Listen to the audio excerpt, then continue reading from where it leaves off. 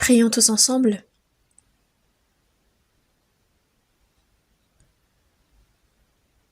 Dieu notre Père qui nous aime, qui est miséricordieux. Par ton sang précieux, tu nous as sauvés, merci pour cette grande grâce.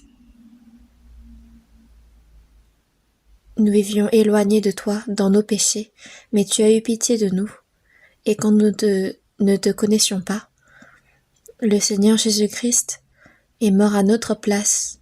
Il a été offert en sacrifice sur la croix, et par le sang précieux qu'il a versé, il a pardonné éternellement tous nos péchés, afin que nous n'ayons pas à recevoir le jugement. Tu nous as fait naître de nouveau, et tu nous as pris pour être tes enfants. Tu nous as donné cette espérance éternelle du royaume des cieux. Merci pour cette grande grâce, nous te louons, nous rendons gloire à toi et au Fils. Nous qui avons été sauvés par le sang du Seigneur, nous nous sommes réunis ici aujourd'hui pour apprendre ta parole, pour te louer.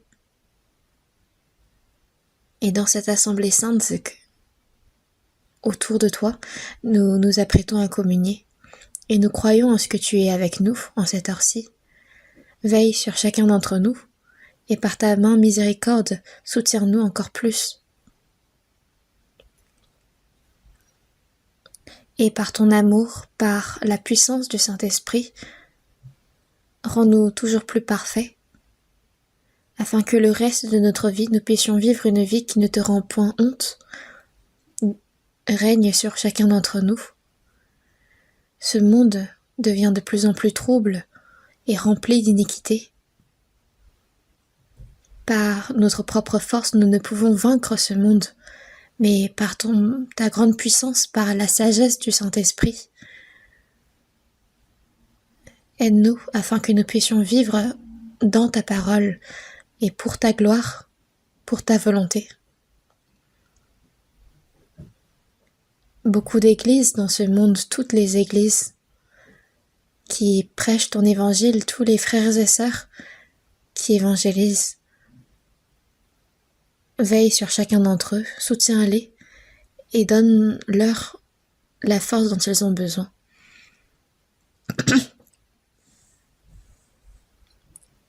Aide-nous à prêcher ton évangile avec toujours plus d'assurance, afin que de nombreuses âmes qui sont perdues puissent revenir à toi et recevoir le salut. Dieu, ce pays, cette nation est dans plein de troubles. Nous sommes en difficulté. Seigneur, aide-nous, afin que nous puissions mener notre vie de foi dans un environnement plus stable.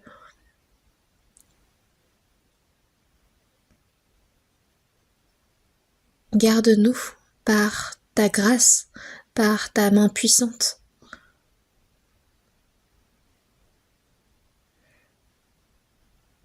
Donne-nous ta grâce afin que nul d'entre nous ne fléchisse dans la foi. Toi qui nous enseignes la parole dont nous avons besoin en ton temps, nous croyons en ce que, aujourd'hui encore, tu nous fasses comprendre toujours plus ta parole. Aide-nous à nous confier davantage en ta parole et à ce que nous ne manquions de rien à vivre selon ta parole. Et nous avons prié au nom du Seigneur Jésus-Christ. Amen. Cherchons la parole ensemble, c'est dans Hébreux chapitre 11. Hébreux chapitre 11.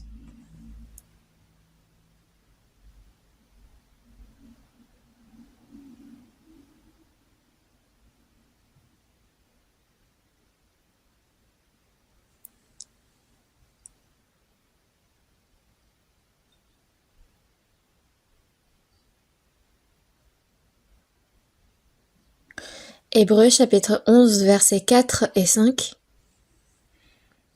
Hébreux chapitre 11 versets 4 et 5. C'est par la foi qu'Abel offrit à Dieu un sacrifice plus excellent que celui de Caïn. C'est par elle qu'il fut déclaré juste, Dieu approuvant ses offrandes, et c'est par elle qu'il parle encore quoique mort.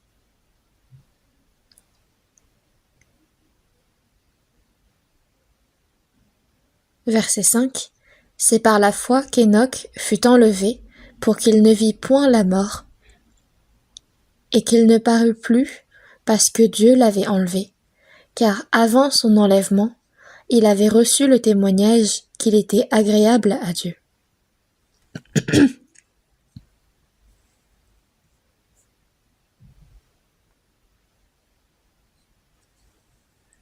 Aujourd'hui, ce sera à travers cette parole que nous allons apprendre sur la foi d'Abel et d'Enoch.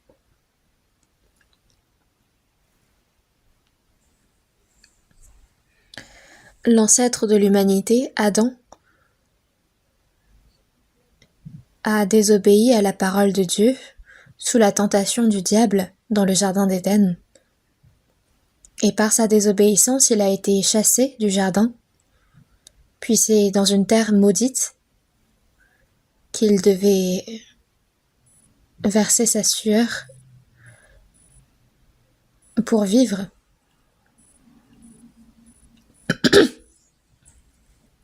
Et sa femme, Ève, c'est elle qui a été séduite en premier par le serpent.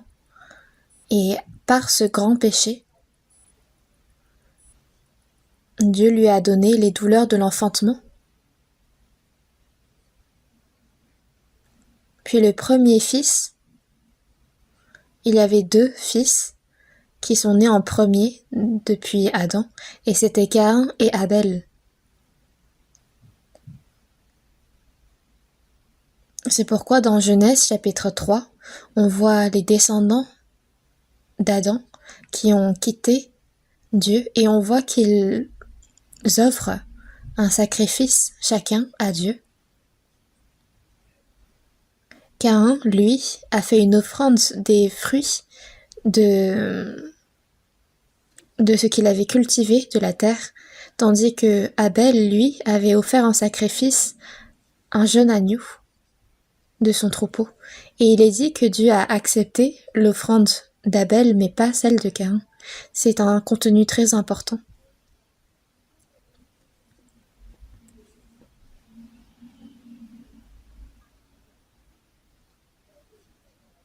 Tout d'abord, quelle est la foi d'Abel?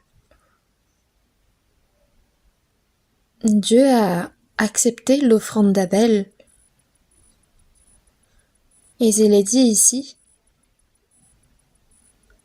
Dieu approuvant ses offrandes, c'est par elles qu'il fut déclaré juste.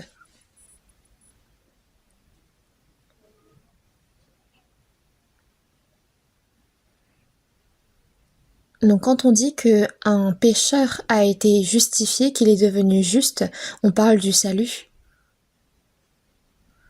Nous aussi, quand nous nous sommes présentés pour la première fois devant la parole, nous avons compris que nous étions pécheurs. Ce n'est pas nous qui avons fait un sacrifice, mais nous avons vu que c'est par la grâce de Dieu. Et comme nous venons de le réciter, Dieu a envoyé son Fils unique comme jeune agneau, et c'est lui qui a ôté le péché du monde. Il a reçu le jugement à notre place. C'est lui qui a lavé éternellement nos péchés. Et c'est en croyant en ce fait-là que nous sommes à la fois justifiés et pardonnés de nos péchés.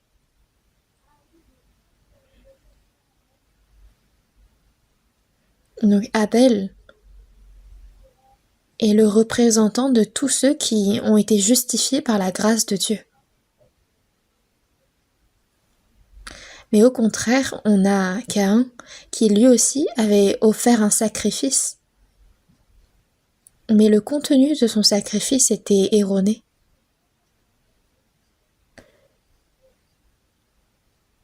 Quand l'homme vivait sur la terre maudite à cause de son péché, il fallait que l'homme verse sa sueur pour gagner de quoi manger depuis cette terre. Il fallait donc ses efforts, ses sacrifices. Et c'est de ce fruit, de ce travail que Caïn avait offert comme sacrifice à Dieu. Caïn pensait que c'était à travers ces choses-là que son sacrifice allait être accepté par Dieu. Donc par ses sacrifices, ses efforts, son travail. Lui aurait dû penser qu'il avait fait de son maximum. Sauf que Dieu n'a pas accepté son sacrifice. Tandis que celui d'Abel, il n'y a pas vraiment de son effort, de son sacrifice. C'est juste il y a quelques jours, un jeune agneau est né. Et c'est ce jeune agneau qu'il a offert en sacrifice à Dieu. Mais c'est celui-là que Dieu a accepté. Nous qui sommes sauvés, nous connaissons ce contenu avec certitude.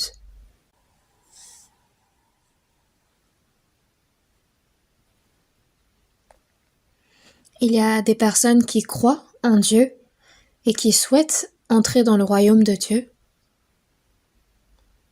Mais s'il y a des personnes qui croient et qui vont au paradis, il y en a d'autres qui n'arrivent pas à comprendre et qui se perdent comme Caïn.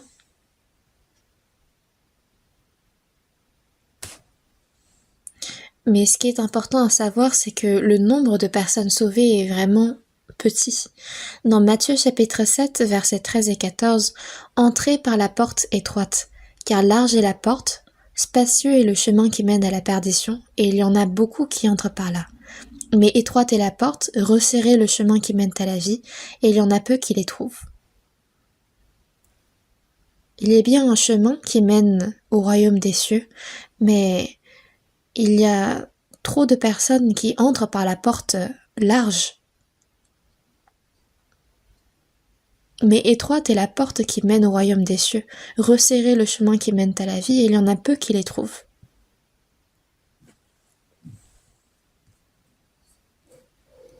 Cette parole semble parler des personnes sauvées, des personnes qui croient et des personnes qui ne croient pas.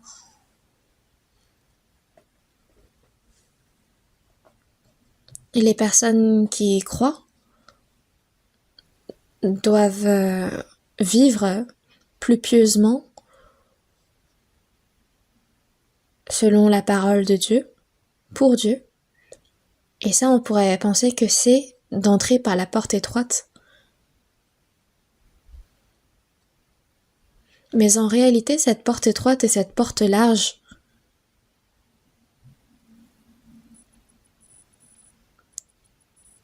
il ne faut pas penser que ça fait la distinction entre les personnes qui croient et les personnes qui ne croient pas, les personnes qui vont à l'église et les personnes qui n'y vont pas.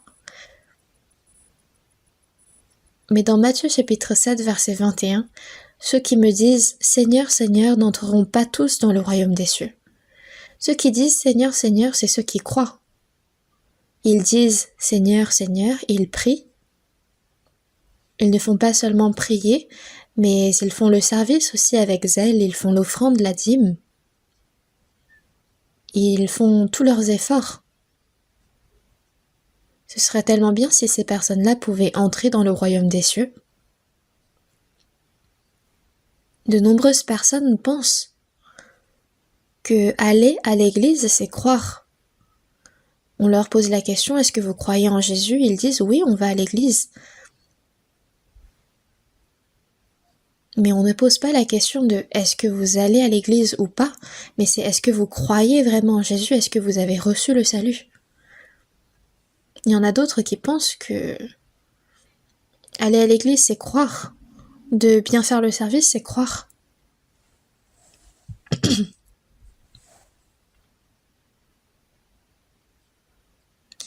Mais il y a beaucoup de personnes, trop de personnes qui ont cette vision erronée de la foi en Dieu. Dans Luc chapitre 13 verset 24, Jésus disait « Efforcez-vous d'entrer par la porte étroite, car je vous le dis, beaucoup chercheront à entrer et ne le pourront pas. » Ceux qui s'efforcent d'entrer par la porte étroite, ceux qui cherchent à entrer, c'est ceux qui croient au royaume des cieux. Ils cherchent ils cherchent à entrer, mais il y en a qui ne peuvent pas. Et il y a énormément de personnes, beaucoup plus de personnes qui cherchent à entrer mais qui ne peuvent pas que de personnes qui y entrent réellement. Ceux qui me disent « Seigneur, Seigneur » n'entreront pas tous dans le royaume des cieux, mais celui-là seul qui fait la volonté de mon Père qui est dans les cieux.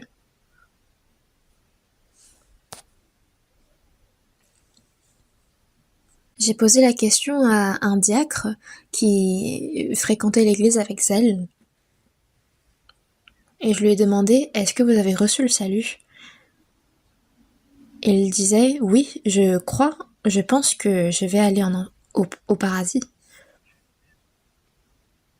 Puis je lui ai dit « Tous n'entreront pas dans le royaume des cieux, mais celui-là seul qui fait la volonté de mon Père qui est dans les cieux. Est-ce que vous avez fait la volonté du Père ?» Cette personne m'a répondu « Il faut travailler dur pour faire la volonté du Père. » Et puis je lui ai dit « Jusqu'à où ?» Et il m'a répondu « Jusqu'à ce que je peux. » Cette personne a eu un grand malentendu parce que c'est pas ça la volonté de Dieu. Dans Jean chapitre 6 verset 40, « La volonté de mon Père, c'est que quiconque voit le Fils et croit en lui ait la vie éternelle. » Dans Matthieu chapitre 18 verset 14, « De même ce n'est pas la volonté de votre Père qui est dans les cieux, qu'il se perde un seul de ses petits. » Même un petit pécheur, même une petite personne, ce n'est pas la volonté du Père qui est dans les cieux qu'il se perde. N'a-t-il pas donné cette grâce qui permet que tous les hommes soient sauvés? Que l'on ait vécu bien sa vie ou alors que l'on ait vécu une vie de grand criminel? Jésus a pris les péchés du monde entier et il est mort sur la croix pour cela.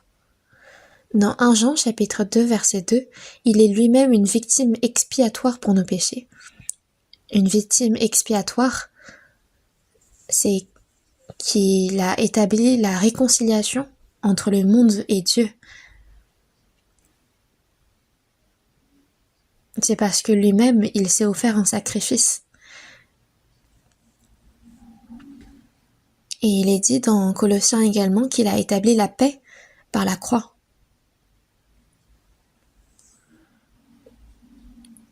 Une personne qui était ennemie de la croix, par la mort de Jésus sur la croix, il a été rétabli. Il y a eu une paix qui s'est formée entre lui et Dieu. Et qu'est-ce que la grâce? C'est que Jésus a reçu le jugement du péché à notre place. Il a versé son sang, il a lavé éternellement tous nos péchés. Et plus que nos péchés, l'amour de Dieu est plus grand. La puissance de la rémission des péchés est immense. Dans 1 Jean chapitre 2 verset 2, il est lui-même une victime expiatoire pour nos péchés, non seulement pour les nôtres, mais aussi pour ceux du monde entier. Pas seulement pour nous qui croyons, mais pour le monde entier, pour tous les pécheurs qui ne croient pas. Dieu a effacé tous leurs péchés. Et à ceux qui croient en cette bonne nouvelle, à tous ceux qui comprennent et qui croient, ils ont reçu le salut. Car Dieu a tant aimé le monde qu'il a donné son Fils unique. Le Fils unique est Jésus, Dieu l'a offert comme un jeune agneau en sacrifice, afin que quiconque croit en lui, quiconque croit en cette grâce, ne périsse point, mais qu'il ait la vie éternelle. Notre salut n'est dû qu'en la grâce de Dieu. Il n'y a pas de nos efforts qui s'y ajoutent, c'est seulement et seulement par la grâce de Dieu.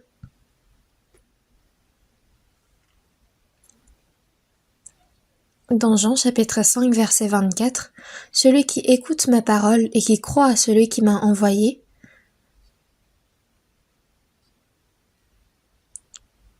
celui qui écoute ma parole et celui qui croit à Jésus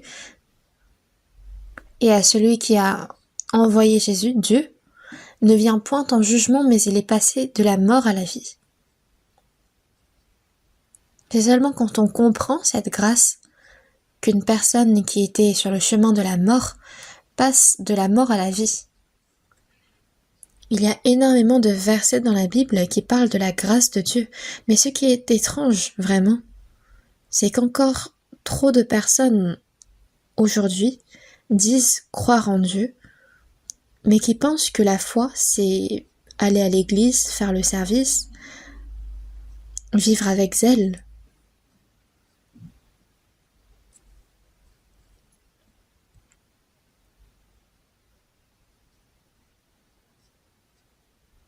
Caïn, c'est avec les fruits de son travail. C'est avec les fruits de son travail qu'il a offert les meilleurs fruits en sacrifice à Dieu. Et le contenu de sa prière aurait sûrement dû être « Je te présente les meilleurs fruits que j'ai obtenus par mon travail, par mon zèle, par ma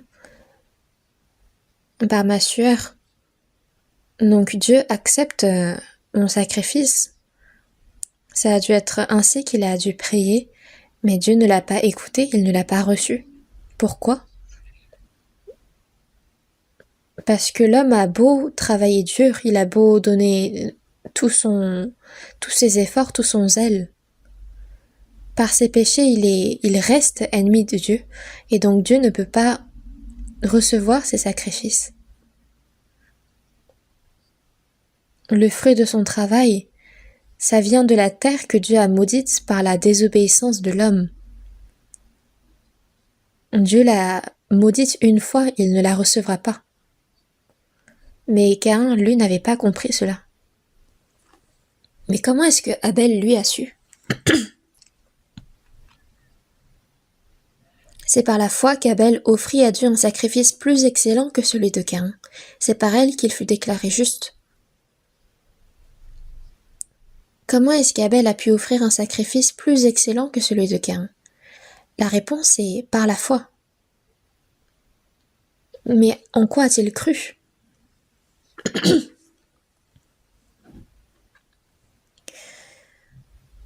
Caïn avait tout, il avait le zèle, il avait le travail, les efforts, les sacrifices, mais il n'avait pas une chose, c'était la foi. C'est important de savoir en quoi nous croyons, en qui.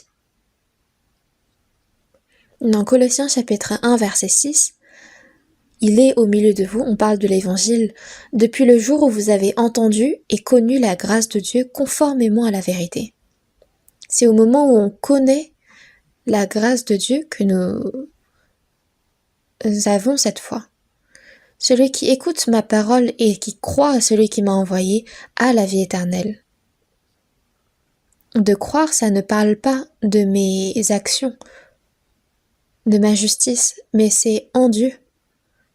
Il y a un cantique qui dit « Pleurer ne sauvera pas, même un visage baigné de larmes ne pourra le laver de tous ses péchés. Le travail ne sauvera pas, même les actions les plus pures, les pensées les plus saintes ne peuvent former une nouvelle âme. Seule la foi en Christ me sauvera. » Les larmes, le travail, rien ne sauve, mais seulement la foi. Et la foi en quoi ? En Christ le Sauveur. De croire en Jésus, c'est de croire en ce que Jésus a fait. De croire, ce n'est pas de faire quelque chose de particulier, mais c'est de connaître ce que Dieu a fait. Mais beaucoup de personnes encore maintenant se méprennent sur ce sujet. Ils pensent que croire, c'est qu'ils ont fait quelque chose de bien. Mais croire, c'est seulement de croire en ce que Dieu a fait pour moi.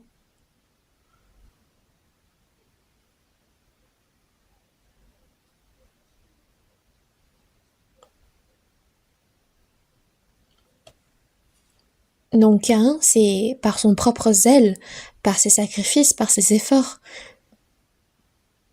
Il croyait que ces choses-là vont être acceptées par Dieu, mais dans Romains chapitre 10, verset 2, il est dit « Ils ont du zèle pour Dieu ». Au temps des Romains, les Juifs avaient du zèle, les pharisiens. Ils essayaient de respecter les ordonnances de Dieu.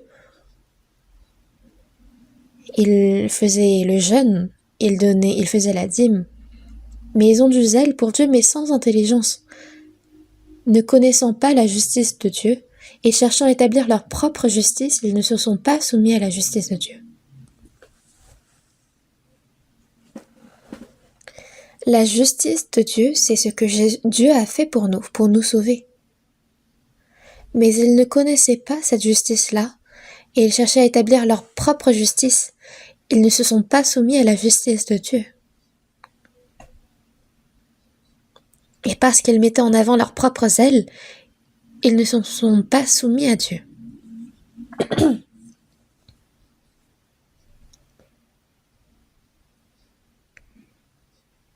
Ces personnes travaillaient dur, et pourtant leur âme, elle, se perdait devant Dieu.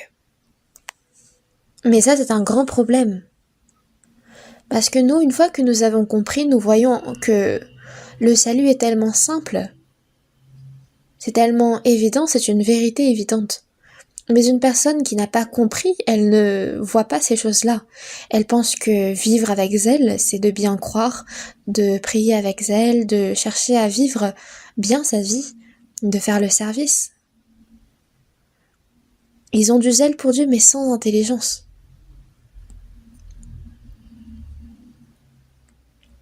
Donc, ils croient, certes, mais ils ne connaissent pas la justice de Dieu. Et c'est par leurs propres efforts, par leurs propres ailes, qu'ils pensent qu'ils vont être acceptés par Dieu. Ils s'approchent de Dieu avec leurs propres œuvres. Ils disent croire, mais finalement, c'est une foi incorrecte. Ils ne croient pas en la grâce de Dieu, mais ils croient en leur propre sacrifice, en leur propre zèle et en leur propre ardeur. Donc Caïn, lui, s'était efforcé devant Dieu, mais c'est aussi le représentant des personnes religieuses qui n'ont pas reçu le salut.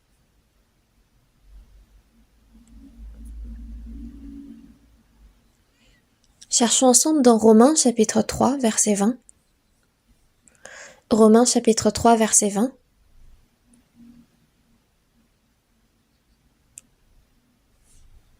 Romains chapitre 3, verset 20.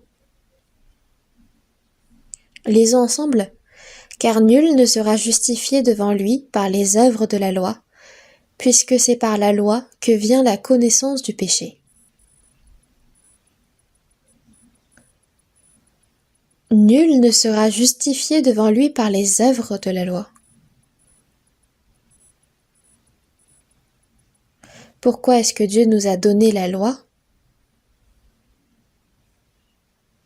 Il ne nous l'a pas donnée pour que nous nous efforçons à la respecter pour nous présenter devant lui, mais c'est pour comprendre nos péchés.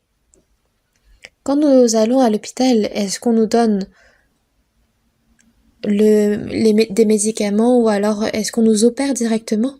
Non, on nous donne un diagnostic.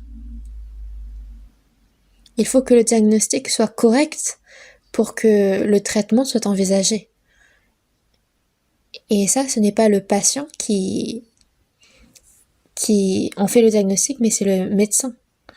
Donc la loi, Dieu ne l'a pas donnée pour que nous traitions nous-mêmes, mais c'est pour que nous connaissions nos péchés.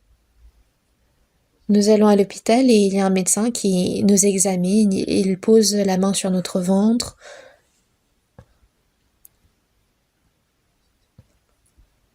Et toutes ces choses-là, ce n'est pas pour nous donner un médicament directement, mais c'est pour nous poser un diagnostic. Donc il y a beaucoup de personnes qui se méprennent au sujet de ce verset. Dans Ésaïe chapitre 64, verset 6, « Nous sommes tous comme des impurs. Nous sommes tous impurs devant Dieu. Et toute notre justice est comme un vêtement souillé. Nous sommes tous flétris comme une feuille, et nos crimes nous emportent comme le vent. »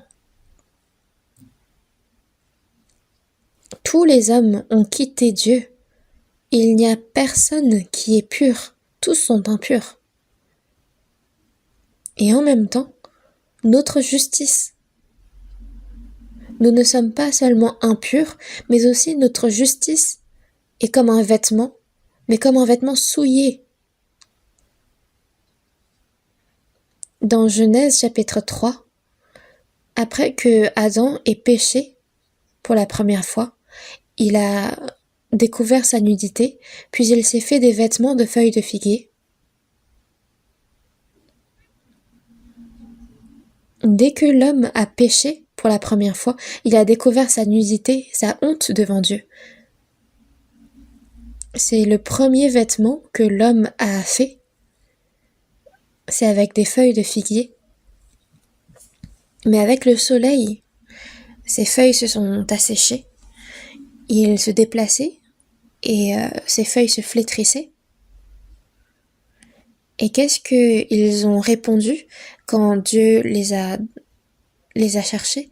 J'ai eu peur parce que je suis nue et je me suis cachée. Ils étaient certes vêtus de feuilles de figuier, mais ça ne comparait pas, ça ne leur permettait pas de se présenter devant Dieu. Dans Genèse chapitre 3, verset 21, l'Éternel Dieu fit à Adam et à sa femme des habits de peau et les en revêtit. Les habits que Dieu a créés, c'est des habits de peau. Ce n'est pas des...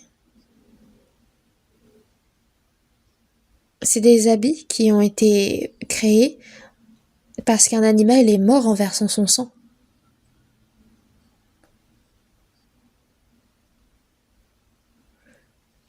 Dieu a tué une bête, un jeune agneau ou un animal sans défaut, puis cet animal a versé son sang, puis à partir de cet animal, il en a fait des habits de peau pour les vêtir.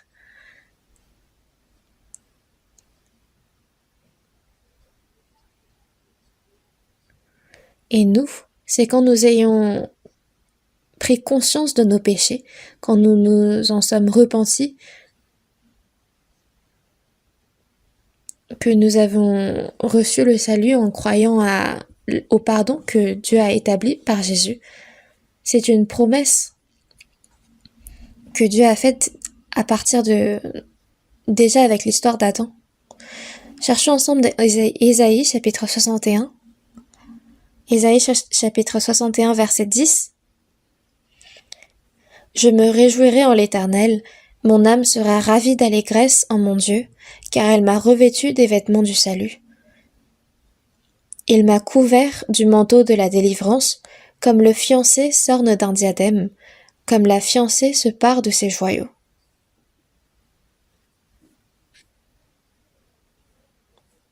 Je me réjouirai en l'Éternel, mon âme sera ravie d'allégresse en mon Dieu. Pourquoi est-ce que mon âme est ravie d'allégresse en mon Dieu? Pourquoi est-ce que je me réjouis en l'Éternel? Ce n'est pas parce que j'ai fait quelque chose de bien, mais c'est parce que Dieu m'a revêtu des vêtements du salut. Il est dit que sans effusion de sang, il n'y a pas de pardon. Quand on regarde dans Lévitique chapitre 17 verset 11, « Car l'âme de la chair est dans le sang. Je vous l'ai donné sur l'autel afin qu'il servît d'expiation pour vos âmes, car c'est par l'âme que le sang fait l'expiation. » Donc il faut qu'une bête meure et verse son sang pour avoir l'expiation du péché. Dans Hébreux chapitre 9 verset 22, « Et sans effusion de sang, il n'y a pas de pardon. » Sans effusion de sang, il n'y a pas de pardon. Et s'il n'y a pas de sacrifice d'expiation, il n'y aura pas de pardon des péchés. Donc c'est par la mort de Jésus en versant son sang qu'il a couvert tous nos péchés. Et c'est cela, les vêtements du salut. Quand nous croyons en cette vérité, nous portons désormais les vêtements du salut. C'est pourquoi notre honte est couverte devant Dieu et ça explique pourquoi notre âme est ravie d'allégresse en Dieu.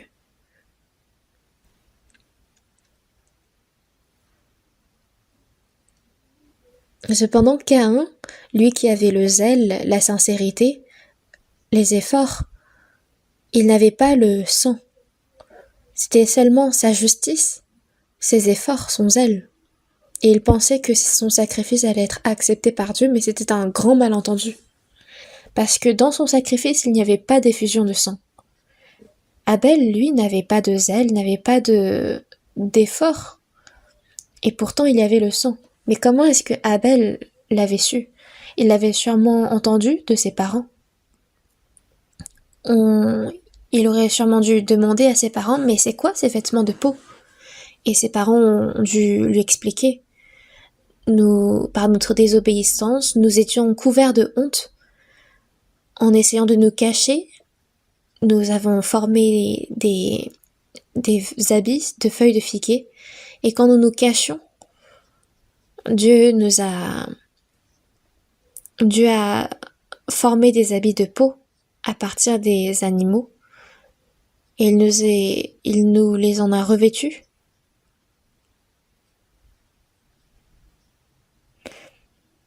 Et c'est par la mort de cet animal en versant son sang qu'il a couvert notre honte.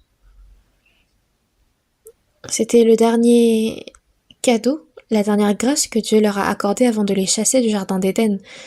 Caïn et Abel, tous les deux, ont dû entendre cette histoire. Sauf que c'est seulement Abel qui a compris le message principal. C'est qu'il y a un agneau ou un jeune animal qui a dû mourir en versant son sang pour que les péchés soient couverts. Moi, je n'ai pas fait d'efforts, je n'ai pas fait un grand travail comme Caïn, mais comme le Seigneur qui a couvert la nudité de mes parents par des habits de peau, moi aussi je vais prendre un agneau que je t'offre. Et Dieu lui-même aurait dû être surpris en disant « ça c'était un mystère, c'est un secret » et pourtant Abel l'a compris. J'avais utilisé ces habits de peau comme une ombre de Jésus à venir et pourtant Abel l'a compris. Abel avait entendu parler de la grâce de Dieu par ses habits de peau. Et il a compris ce que c'était d'être justifié par la grâce de Dieu. Donc Caïn, lui, s'est approché de Dieu par ses efforts, par son zèle, par sa sincérité, tandis que Abel, lui, c'était en implorant la pitié, la miséricorde de Dieu par le sang d'un agneau.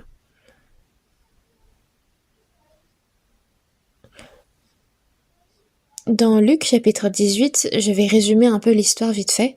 Il y a un pharisien et un publicain qui se sont présentés au temple pour prier à Dieu. Le pharisien, lui, avait les mains élevées au-dessus de sa tête et qui priait en disant « Je rends grâce de ce que je ne suis pas comme le reste des hommes qui sont ravisseurs, injustes, adultères ou même comme ce publicain. Je jeûne 2 fois la semaine, je donne la dîme de tous mes revenus. » C'est vrai que ce sont des actions qui sont difficiles. C'est une vie religieuse très pieuse, tandis que le publicain, lui, était en retrait, derrière. Il ne pouvait même plus lever sa tête, il se frappait la poitrine, et il disait « Ô Dieu, sois apaisé envers moi qui suis un pécheur. » Et il est dit de ces 2 hommes que Dieu a justifié le pécheur qui était le publicain. Le pharisien, lui, s'était appuyé sur sa justice, sur sa piété, sur ses œuvres, tandis que le publicain, lui, s'était approché de Dieu en s'appuyant sur la miséricorde de Dieu. Il y a plein d'autres passages dans la Bible qui montrent cela. Dans Jean chapitre 1 verset 29, Jean-Baptiste avait devancé Jésus pour témoigner de sa venue.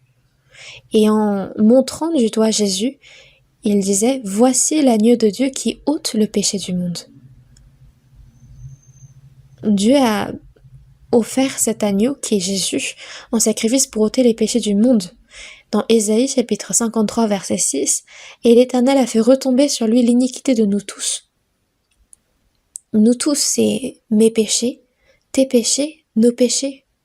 Les péchés de tous, il les a fait retomber sur Jésus. Et c'est Jésus qui a reçu le jugement à notre place. Sur la croix, il a opéré le pardon éternel de nos péchés. C'est que cela qui définit le salut. Mais plein de personnes encore pensent que il faut de nos œuvres, de nos sacrifices, de notre zèle.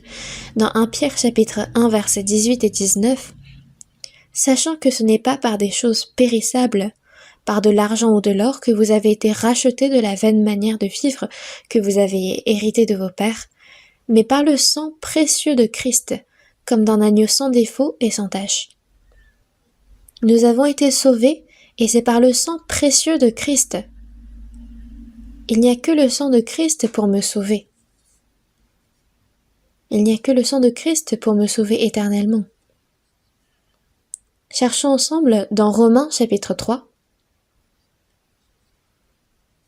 Romains chapitre 3 verset 24.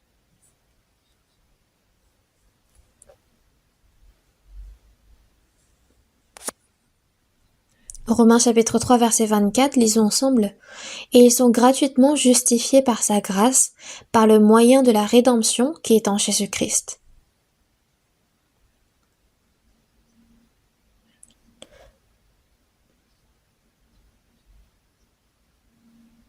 Ils sont gratuitement justifiés par le moyen de la rédemption qui est en Jésus-Christ.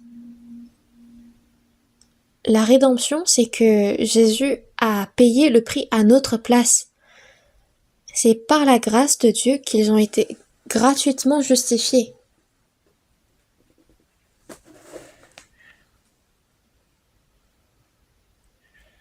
Abel s'est confié en la grâce de Dieu pour s'approcher de lui et pour offrir ce sacrifice avec le sang d'un agneau. C'est pourquoi il a été justifié. Caïn, c'est par sa justice, par ses sacrifices, son zèle, qu'il s'est approché de Dieu et qu'il n'a pas reçu cette justification. C'est vraiment extrêmement important pour nous de comprendre cela. Il y en a qui croient à la vie éternelle, mais qui vont en enfer. Parce qu'ils disent croire, et pourtant il n'y a pas un moment où ils sont nés de nouveau. Il n'y a pas beaucoup de pasteurs dans des églises qui disent qu'il faut naître de nouveau pour recevoir le salut. Quand j'étais sauvée, c'était en 1962, quand je leur disais j'ai reçu le salut, ils disaient mais quelle arrogance de dire que on est sauvé alors qu'on n'est pas sûr. Quand je leur disais je suis né de nouveau, ils considéraient ça comme du blasphème. Ils disaient comment est-ce possible de naître de nouveau? Ça c'est seulement Dieu qui sait et pas nous. Il y avait un pasteur nommé Billy Graham qui avait prêché la parole. Lui, il était réellement né de nouveau et son message c'était vous, les hommes religieux, vous devez naître de nouveau, même les diacres, les anciens. Il avait vraiment souligné ça. Qu'est-ce qu'il disait après? C'est vous avez tous reçu.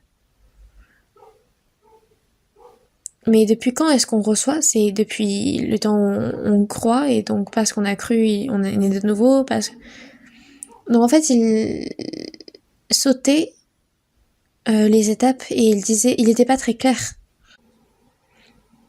Alors que c'est un mystère extrêmement important, c'est le plus important message de Dieu. C'était le diable qui a perturbé la prédication.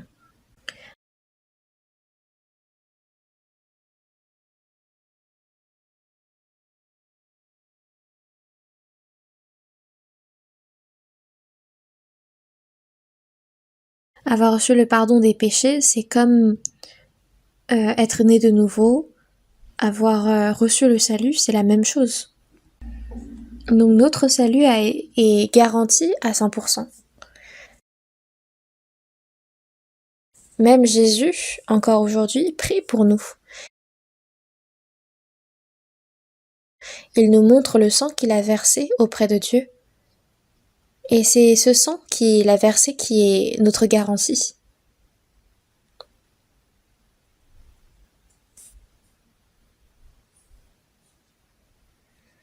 Donc le salut que nous avons reçu est sûr, il est garanti, il est absolu.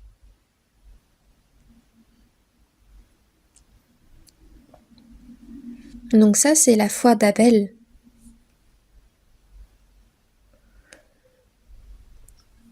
Ensuite, il est dit, c'est par la foi qu'Enoch fut enlevé pour qu'il ne vit point la mort.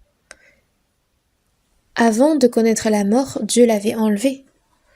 Et qu'il ne paraît plus parce que Dieu l'avait enlevé, car avant son enlèvement, il avait reçu le témoignage qu'il était quoi? Avant son enlèvement, il avait reçu quel témoignage? Vous ne savez pas?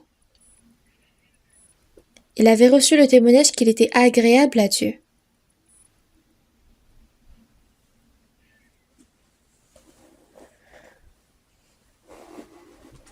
Abel, lui, avait reçu le témoignage qu'il était justifié par la grâce de Dieu. Donc c'est le représentant des justifiés. Et Enoch, lui, avait mené sa vie de foi, puis en plein milieu, Dieu l'a enlevé. Et il a reçu le témoignage qu'il était agréable à Dieu. Nous avons été justifiés par la foi, gratuitement. Et les personnes qui croient se présenteront devant Dieu. Mais avant cela, nous recevrons un témoignage. Vous savez de quel témoignage il s'agit? C'est le témoignage que nous devons recevoir, le témoignage que nous étions agréables à Dieu. Dans Hébreux chapitre 11, verset 5, « Car avant son enlèvement, Enoch avait reçu le témoignage qu'il était agréable à Dieu. » Nous vivons à une époque où il n'est pas étrange de nous présenter devant Dieu de notre vivant.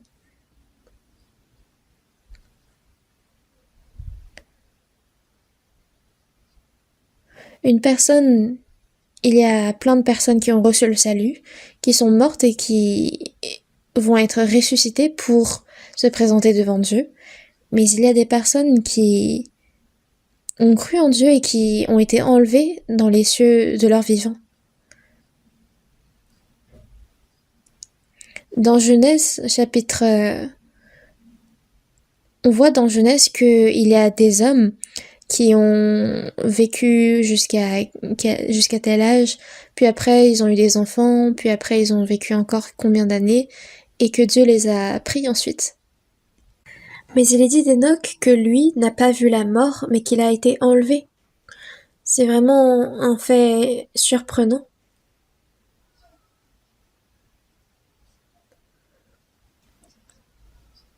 Que l'homme se présente devant Dieu de son vivant ou mort. Une personne qui ne croit pas va trouver ça difficile de déterminer si elle va en enfer ou au paradis. Mais avant le déluge, les hommes vivaient très longtemps sur la terre. Dans Genèse chapitre 5, il est dit qu'Enoch avait marché avec Dieu pendant 300 ans et qu'il avait eu des enfants. Il n'avait pas marché avec Dieu en étant isolé, éloigné de la société, mais c'est en établissant des familles, en marchant, en vivant avec d'autres personnes qu'il a marché avec Dieu. Puis il fut enlevé, et il ne fut plus de ce monde.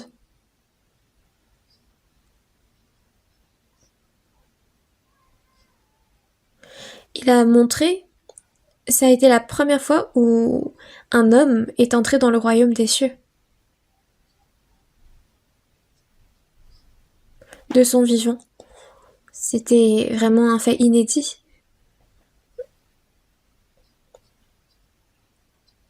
Dans Genèse chapitre 1 verset 27, Dieu créa l'homme à son image, il le créa à l'image de Dieu. Mais quel est le but de cette création? C'est que l'homme, qui a été créé à l'image de Dieu,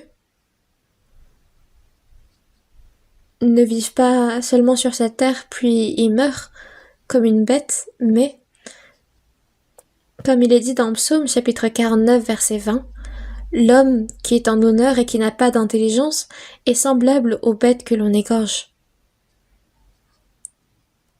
S'il n'y a pas d'âme et d'esprit, il est comme une bête. Mais l'homme n'est pas comme une bête, il est précieux, il est en honneur à Dieu. Pourquoi? C'est parce qu'il a été créé pour être le partenaire d'amour de Dieu. C'est pour qu'il reçoive le salut de son âme et pour qu'il vive éternellement dans le royaume de Dieu que Dieu l'a créé. Et la raison pour laquelle Dieu nous a sauvés, c'est quoi? Dans Matthieu chapitre 1,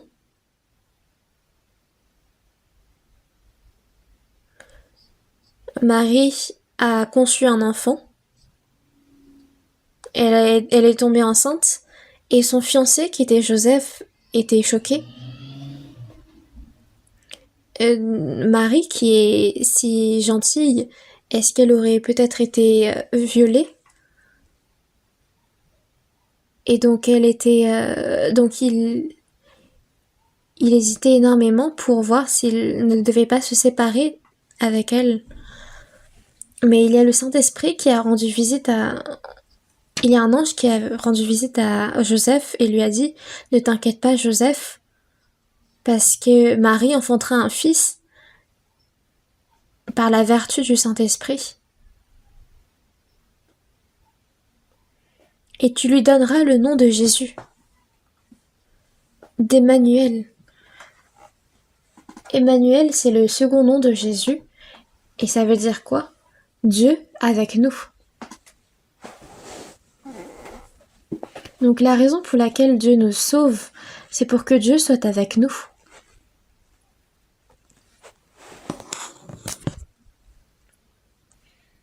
Dans Exode, on va chercher ensemble Exode chapitre 29,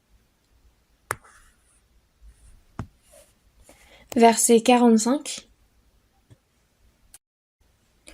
Exode chapitre 29, versets 45 et 46, je vais lire. J'habiterai au milieu des enfants d'Israël et je serai leur Dieu. Ils connaîtront que je suis l'Éternel, leur Dieu, qui les ai fait sortir du pays d'Égypte pour habiter au milieu d'eux. Je suis l'Éternel, leur Dieu.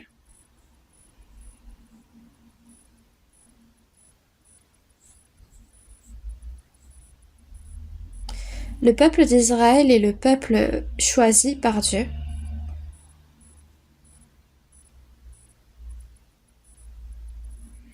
Mais ils sont descendus en Égypte, ils ont servi le roi Pharaon, et pendant 400 ans, ils ont servi d'esclaves. Qu'est-ce que cela signifie? C'est que c'est un peuple saint par Dieu, mais ils ont été corrompus. Ils ont servi des hommes, ils n'avaient pas cette paix spirituelle, ni cette paix physique.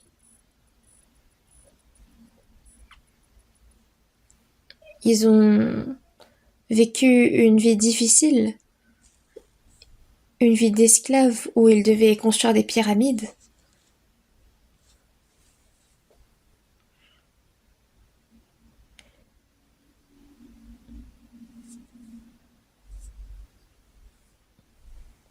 Quand les pyramides ont été créées, c'était au temps où les ancêtres des enfants d'Israël ont été esclaves en Égypte.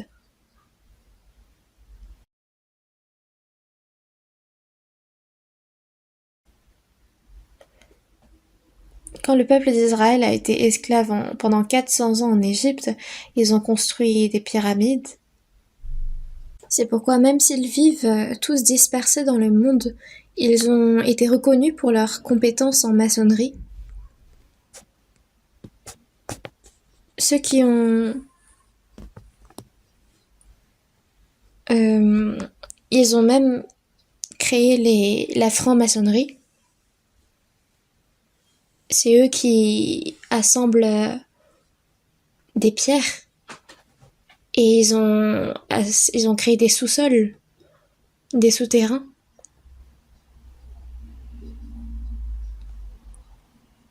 C'est une société effrayante, c'est la plus effrayante.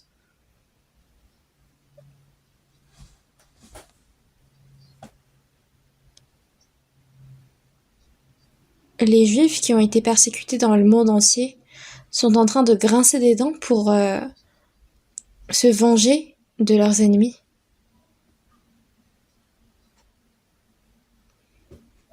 Et ils comptent créer un monde dominé par les Juifs. Ce n'est pas seulement une théorie, mais c'est en train de l'être.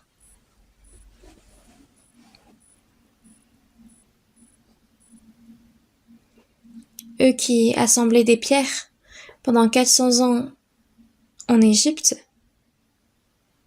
ils n'avaient aucun repos, ils ne pouvaient servir Dieu, ils n'avaient point d'espérance. Et c'était au milieu de ces difficultés que Dieu a envoyé Moïse.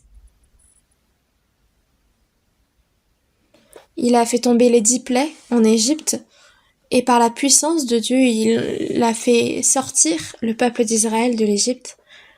Quand il y avait devant eux la mer Rouge et derrière l'armée d'Égypte, il a fendu la mer Rouge en deux pour les faire traverser. L'armée d'Égypte, quand elle a souhaité les suivre, ils ont été noyés dans cette mer. On voit même encore aujourd'hui des roues de chars qui ont été retrouvées dans cette mer Rouge. Et pourquoi est-ce qu'on l'appelle la mer Rouge? C'est parce qu'il y a plein de coraux rouges. Et avant, parce qu'il n'y avait pas de route qui menait directement en Israël, on passait par l'Égypte et on traversait cette mer Rouge.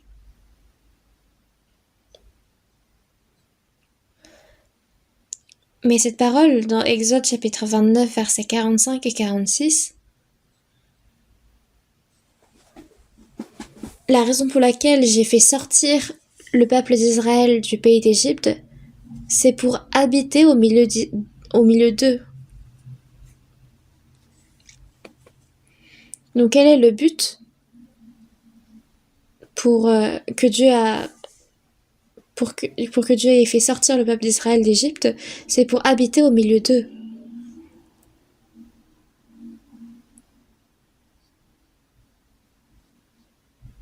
Puis il a ordonné également au peuple d'Israël de construire un tabernacle pour demeurer au milieu d'eux. Et c'est l'image de ce qui se passera dans le futur où il nous sauvera et quand il restera avec nous. Dieu ne nous dit pas, après nous avoir sauvés, on se retrouve au royaume des cieux. Non, après notre salut, il reste avec nous.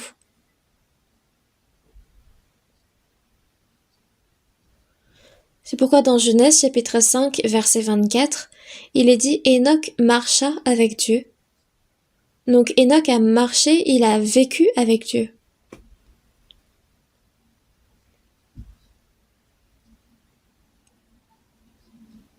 Et avant de faire venir le jugement par les eaux, par le déluge, dans le monde, Dieu a enlevé Enoch.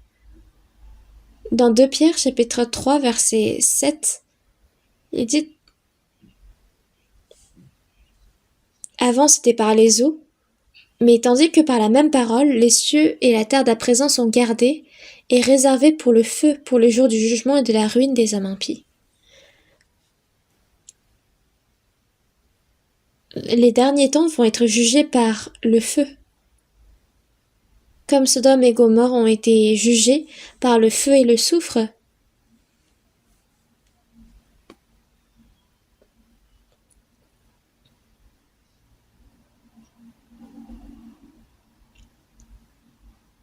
là-bas, quand on y va, là-bas, quand on s'y rend, on voit que même la mer a été asséchée, il n'y a pas aucun poisson. C'est vraiment une mer morte. Mais on retrouve encore maintenant des traces de soufre à Sodome et à Gomorrhe. On a pris de ces roches et on voit que ces roches de soufre prennent feu très facilement. Et il est dit que quand Dieu va juger ce monde par le feu, en réalité, il n'y a même plus besoin qu'il fasse venir une pluie de feu. Parce que dans Ésaïe chapitre 50, il est dit « Vous tous qui allumez un feu et qui êtes armés de torches, allez au milieu de votre feu et de vos torches enflammées. » Avec le développement de l'arme nucléaire, il y a au total 9 pays qui détiennent cette arme nucléaire, en comprenant aussi la Corée du Nord.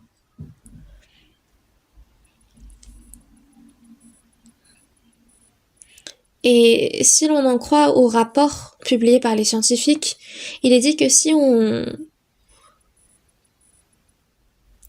active cette bombe nucléaire, partout dans le monde, il est possible que le monde s'enflamme en 30 minutes.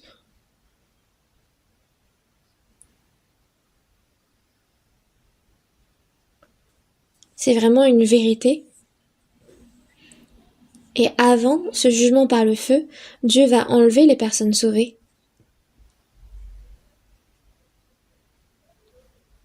Après, avant de faire venir ce jugement par le feu, il y aura une fausse paix qui va s'établir avec les 144 000 derniers juifs qui vont recevoir le salut.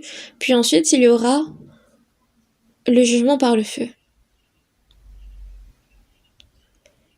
Mais avant tout ça, il y aura l'avènement du Seigneur Jésus qui va enlever toutes les personnes sauvées dans les cieux. Enoch a été enlevé dans les cieux de son vivant et il représente justement les personnes sauvées qui vont être enlevées dans les cieux avant le jugement par le feu.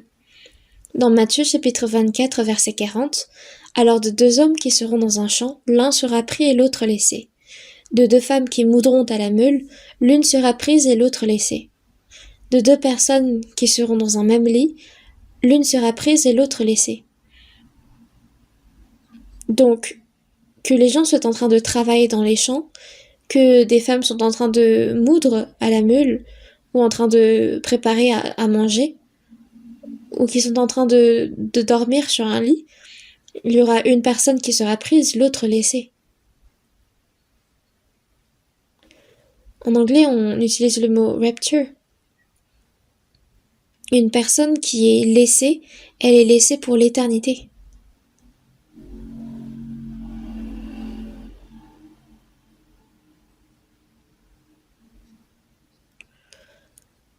Nous avons une grande probabilité que nous soyons enlevés de notre vivant comme Enoch l'a été.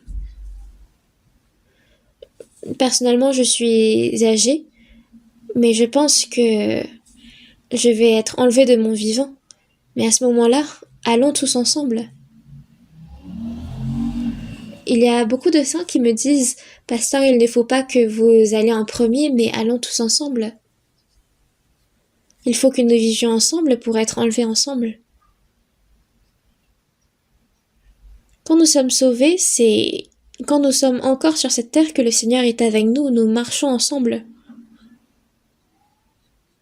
Et la raison pour laquelle Dieu a guidé le peuple d'Israël hors de l'Égypte, c'est pour être avec eux. La raison pour laquelle il nous a sauvés, c'est pour être avec nous.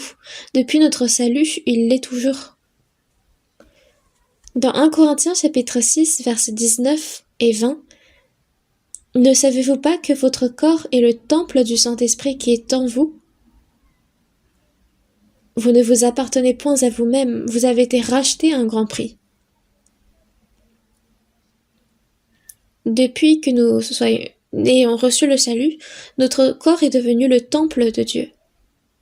Ne savez-vous pas que votre corps est le temple du Saint-Esprit ?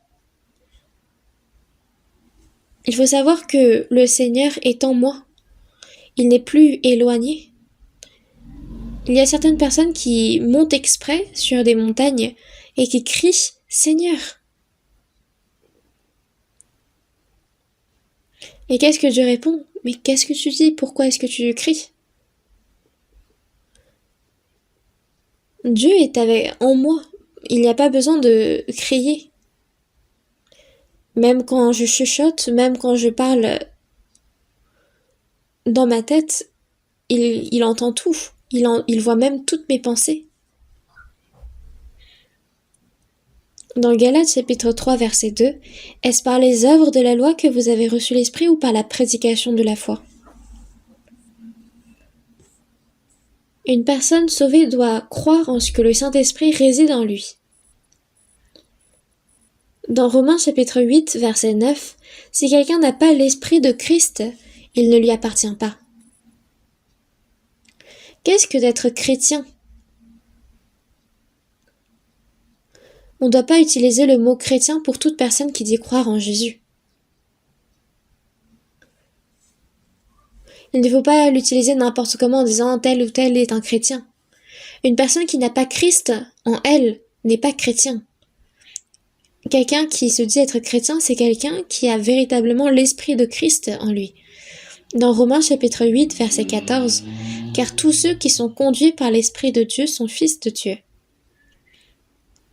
Quand on croit en ce que l'Esprit de Dieu est en nous, c'est qu'on est conduit par lui. Une personne sauvée doit bien évidemment mener une vie où elle marche avec Dieu. Il y en a qui croient que même après avoir reçu le salut, Dieu est bien éloigné, bien loin. Et ils pensent que Dieu ne les voit pas.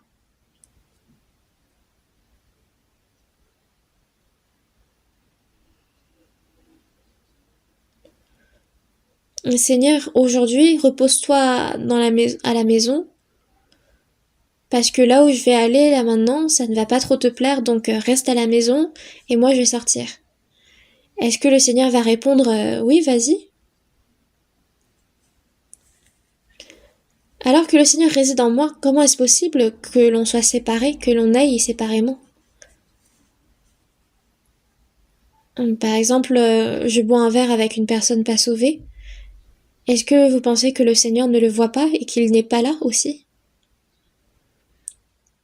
De mener la vie de foi, c'est de vivre avec le Seigneur, de marcher avec lui.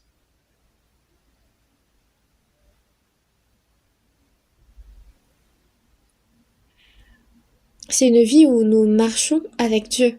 Le Seigneur est avec nous. Dans Galates chapitre 2 verset 20, vous connaissez ce verset? Dans Galates chapitre 2 verset 20, il dit « J'ai été crucifié avec Christ ». Qu'est-ce que cela signifie?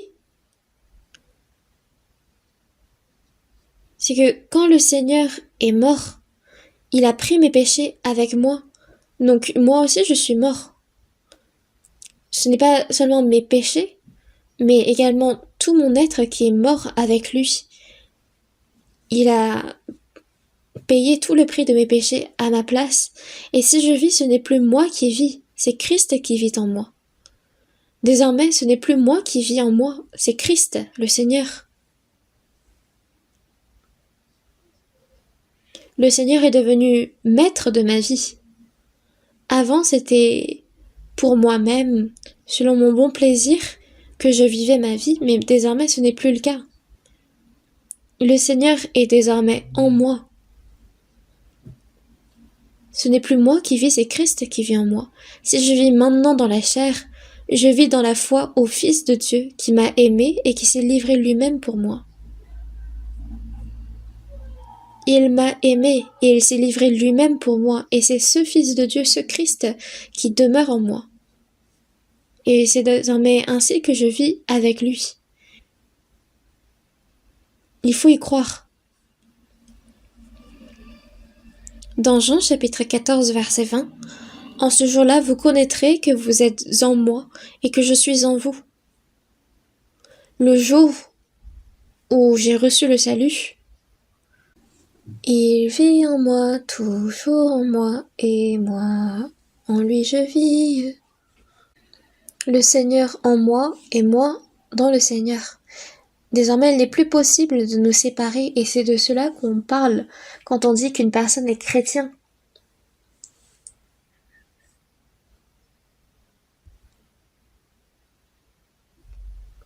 un pécheur a reçu le salut. Jésus signifie le salut et Emmanuel signifie Dieu avec moi. Donc il m'a sauvé, c'est pour être avec moi. Cherchons ensemble dans Apocalypse chapitre 21.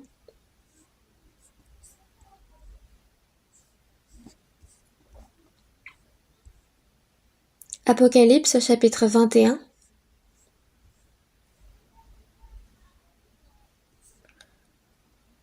Chapitre 21 verset 1, lisons ensemble.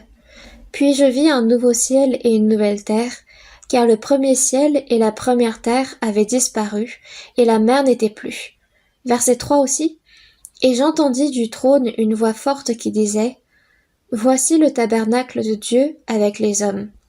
Il habitera avec eux, et ils seront son peuple, et Dieu lui-même sera avec eux. Verset 4. Il essuiera toute larme de leurs yeux. Jusqu'ici.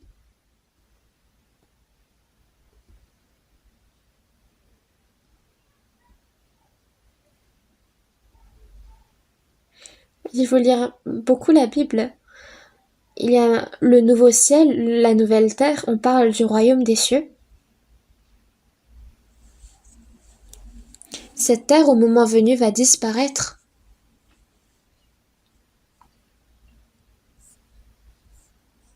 Puis nous irons dans ce nouveau ciel, dans cette nouvelle terre, où il y aura le tabernacle de Dieu qui va habiter avec eux.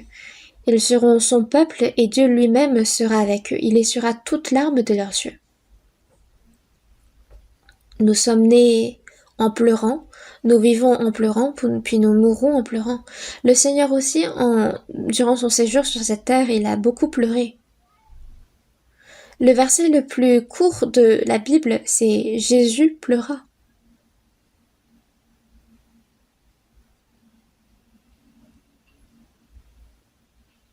Jésus a souffert toutes les souffrances possibles dans ce monde. Et nous, les chrétiens sauvés, nous vivons le reste de notre vie en marchant avec le Seigneur, puis nous irons avec lui dans le royaume des cieux. C'est ces personnes-là qui entreront dans le royaume des cieux. Vous y croyez? Une personne qui n'a pas d'espérance est la personne qui fait le plus pitié. Ce monde n'est que temporaire. Dans Psaume chapitre 39, verset 5, « Voici tu as donné à mes jours la largeur de la main. » Notre vie est tellement courte.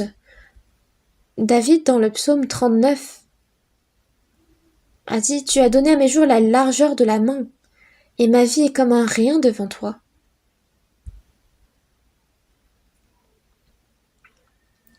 C'est comme une fourmi qui se tient dans la main de Dieu. Une fourmi va vite tomber.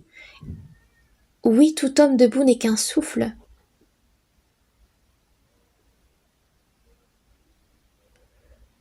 Par exemple, j'ai gagné beaucoup d'argent, je suis devenue riche, j'ai fait telle ou telle chose, puis j'ai réussi, j'ai obtenu une grande autorité, je suis devenu président. Mais ces choses-là, ce sont des rêves qui se terminent en un instant.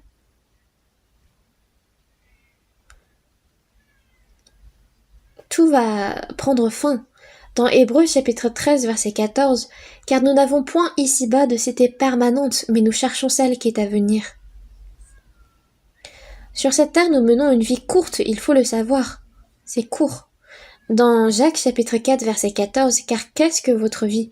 Vous êtes une vapeur qui paraît pour un peu de temps et qui ensuite disparaît. » Une vapeur qui paraît pour un peu de temps et qui ensuite disparaît. David lui-même rendait témoignage que tout homme debout n'est qu'un souffle. Chaque homme se promène comme une ombre, il s'agite vainement, il amasse et il ne sait qui recueillera. Aux yeux de David, chaque homme s'agite vainement, il amasse et il ne sait qui recueillera. Maintenant, Seigneur, que puis-je espérer? En toi est mon espérance. C'est quand le roi David avait établi une alliance avec tous les royaumes autour, il les avait soumis sous sa main. Et c'est à ce moment-là qu'il a prononcé cette parole.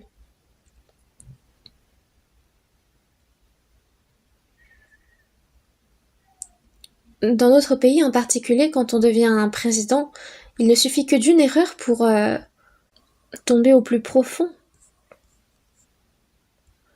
C'est vraiment le métier le plus difficile, le plus fatigant.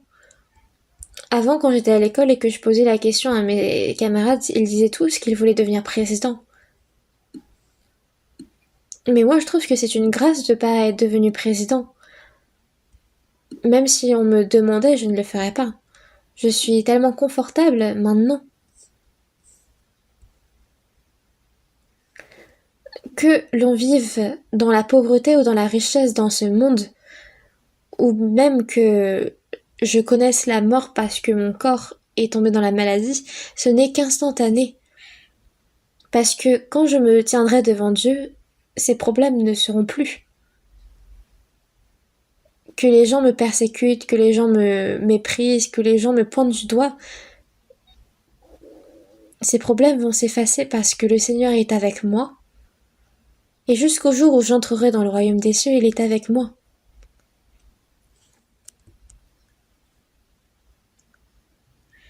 Ce monde va disparaître pour un peu de temps, en un peu de temps. Mais pourquoi est-ce que nos soucis sont aussi grands? Quand ce monde va prendre fin, nous entrerons dans le royaume des cieux et nous vivrons éternellement avec Dieu. Ce n'est pas que pendant une centaine d'années, c'est pendant l'éternité. Est-ce que vous y croyez? Ce serait vraiment catastrophique de ne pas pouvoir y croire. Une personne qui n'a pas d'espérance est la personne la plus pitoyable.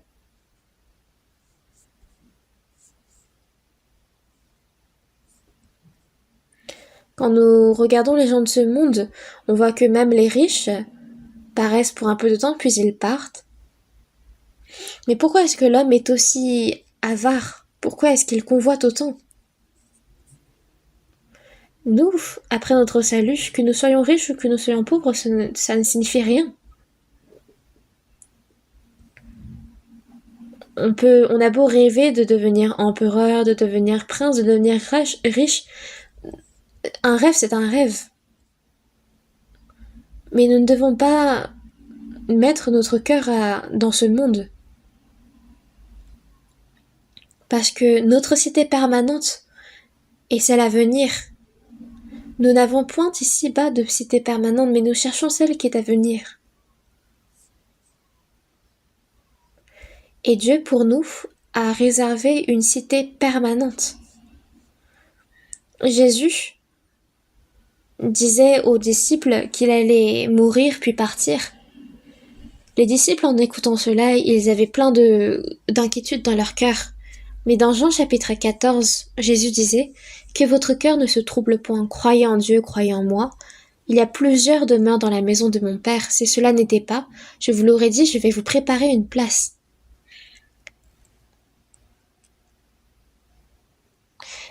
Et lorsque je m'en serai allé et que je vous aurai préparé une place, je reviendrai, et je vous prendrai avec moi afin que là où je suis, vous y soyez aussi. Les disciples, quand ils s'inquiétaient du départ de Jésus, Jésus leur disait « Que votre cœur ne se trouble point. Il y a plusieurs demeures dans la maison de mon Père. » C'était une parole de consolation. Il n'a pas dit qu'il n'y avait pas de demeure pour eux, mais il y en aura plusieurs.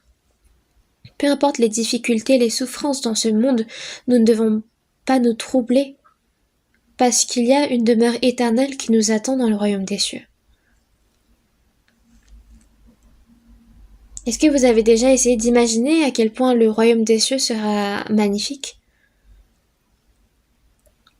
Tous les endroits merveilleux de ce monde ne peuvent pas comparer au royaume des cieux. Dans Hébreux chapitre 1 verset 14, ne sont-ils pas tous des esprits, on parle des anges, ne sont-ils pas tous des esprits au service de Dieu, envoyés pour exercer un ministère en faveur de ceux qui doivent hériter du salut?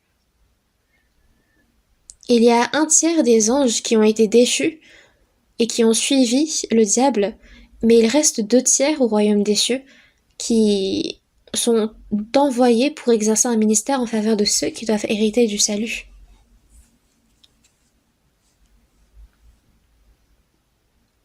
Et à chacun des sauvés, Dieu a envoyé un ange protecteur. Dieu ne ment pas.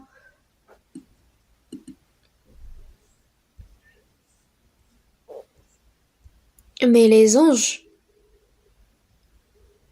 Jésus n'est pas mort. Et il ne mourra pas pour les anges, pour pardonner les anges. Mais si un ange est déchu une fois, il est déchu pour toujours. Il ne peut devenir fils de Dieu. Nous, quand nous sommes sauvés, nous devenons fils de Dieu et nous devenons l'épouse de Christ, tandis que les anges, eux, en sont incapables. Donc les anges, eux, souhaitent devenir comme nous et ils nous envient finalement.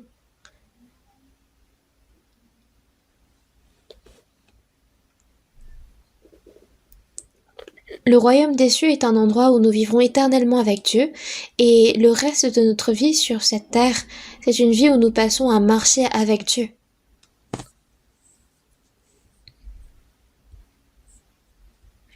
Cherchons ensemble dans Michée, chapitre 6. Michée, chapitre 6.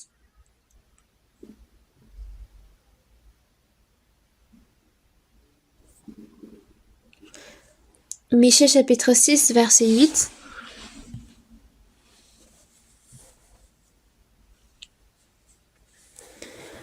Michée, chapitre 6, verset 8. Lisons ensemble. On t'a fait connaître, ô homme, ce qui est bien. Et ce que l'Éternel demande de toi, c'est que tu pratiques la justice, que tu aimes la miséricorde et que tu marches humblement avec ton Dieu.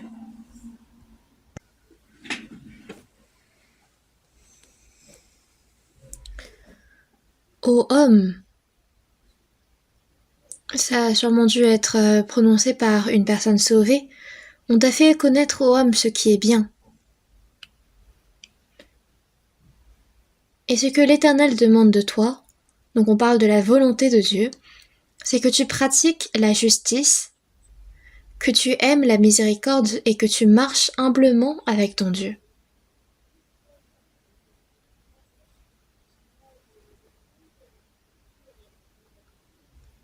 Une personne sauvée doit marcher avec Dieu. Dans Matthieu chapitre 28 verset 20, c'est quand Jésus montait dans les cieux qu'il s'adressait aux disciples en disant « Et voici, je suis avec vous tous les jours jusqu'à la fin du monde ». Le Seigneur nous a promis qu'il va être avec nous jusqu'à la fin du monde. Dans Ésaïe chapitre 41 verset 10, « Ne crains rien car je suis avec toi ». Il ne nous abandonne pas.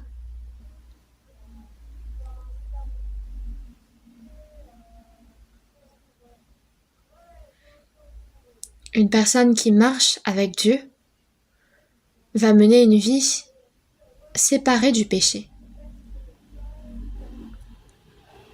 Vous aussi soyez saints dans toute votre conduite, selon qu'il est écrit « Vous serez saints car je suis saint ». C'est ce qui est marqué dans 1 Pierre chapitre 1 versets 15 et 16. Pour marcher avec Dieu, il faut être séparé du péché. Parce que Dieu est un être saint, nous aussi nous devons être saints. Donc une vie où nous marchons avec Dieu, c'est une vie où nous marchons dans la vérité. C'est une vie où nous reconnaissons Dieu dans toutes nos voies. Dans Proverbes chapitre 3 verset 6, reconnais-le dans toutes tes voies, et il aplanira tes sentiers. Qu'est-ce que de reconnaître Dieu dans toutes nos voies? C'est que dans toutes les choses, on doit demander à Dieu. Est-ce que ça, je le fais ou non? Si l'objectif est clair, on en parle avec Dieu. Et Dieu, parce qu'il connaît mon cœur, il va m'aider. Donc pour toutes les choses, il faut demander à Dieu. C'est cela que de reconnaître Dieu dans toutes les voies. Il faut le faire participer dans ma vie.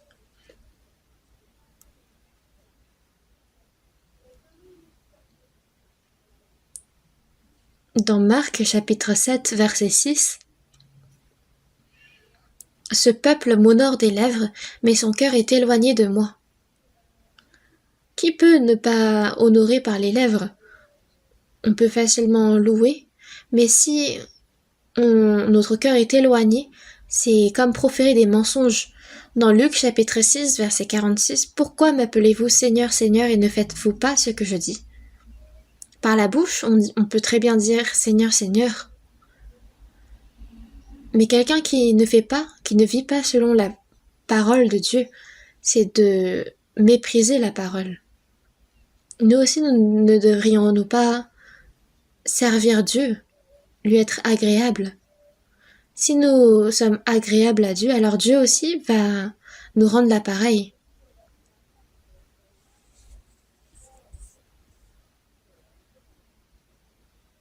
J'essaye d'être court, mais il y a encore toujours de choses à dire, mais je souhaite m'arrêter là. Quand Jésus a été baptisé par Jean-Baptiste, il y a une voix qui fit entendre des cieux ces paroles. « Celui-ci est mon fils bien-aimé en qui j'ai mis toute mon affection. » Et cette parole s'applique également aux personnes sauvées. On va chercher ensemble un dernier verset.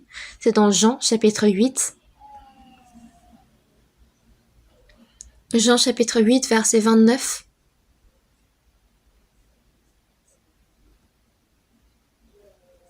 Jean chapitre 8, verset 29. Lisons ensemble. « Celui qui m'a envoyé est avec moi, et il ne m'a pas laissé seul, parce que je fais toujours ce qui lui est agréable. »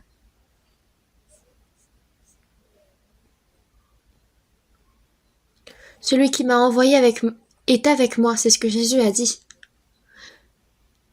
Il ne m'a pas laissé seul parce que je fais toujours ce qui lui est agréable.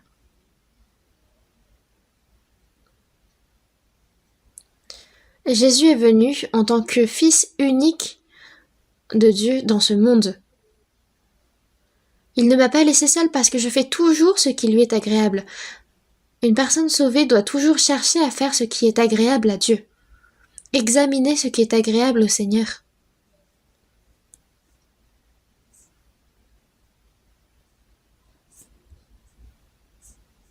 Une vie qui est agréable à Dieu, ça doit être notre objectif de vie.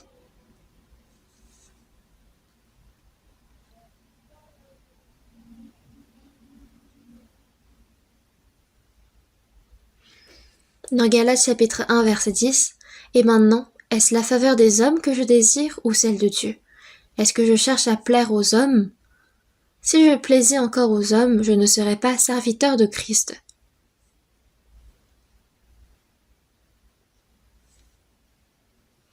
L'apôtre Paul disait dans 2 Corinthiens chapitre 5 verset 9, « Nous nous efforçons de lui être agréables, soit que nous demeurions dans ce corps, soit que nous le quittions. » L'apôtre Paul s'est efforcé à vivre pour Dieu et à mourir pour Dieu. Et il disait, examinez ce qui est agréable au Seigneur dans Éphésiens chapitre 5 verset 10. Nous aussi, le reste de notre vie, nous devons chercher ce qui est agréable à Dieu et vivre comme Jésus l'a fait pour être agréable au Seigneur. Jésus, en vivant dans ce monde, est devenu le modèle de tous les chrétiens. Nous aussi, avant d'être enlevés, comme Enoch, nous devons recevoir ce témoignage que nous avons été agréables à Dieu. Une vie où nous marchons avec Dieu, une vie où nous sommes agréables à Dieu, une vie où nous sommes séparés du péché. C'est ainsi que nous devons vivre. En méditant cette parole profondément, nous devons examiner comment être agréable à Dieu. Il y a la réponse dans la Bible, que vous discerniez quelle est la volonté de Dieu, ce qui est bon, agréable et parfait. Prions ensemble. Dieu notre Père qui est miséricordieux, nous qui vivions éloignés de toi dans nos péchés, tu as eu pitié de nous. Tu as reçu la malédiction et le jugement que nous devions recevoir à notre place. Tu nous as sauvés gratuitement de nos péchés. Merci pour cette grande grâce.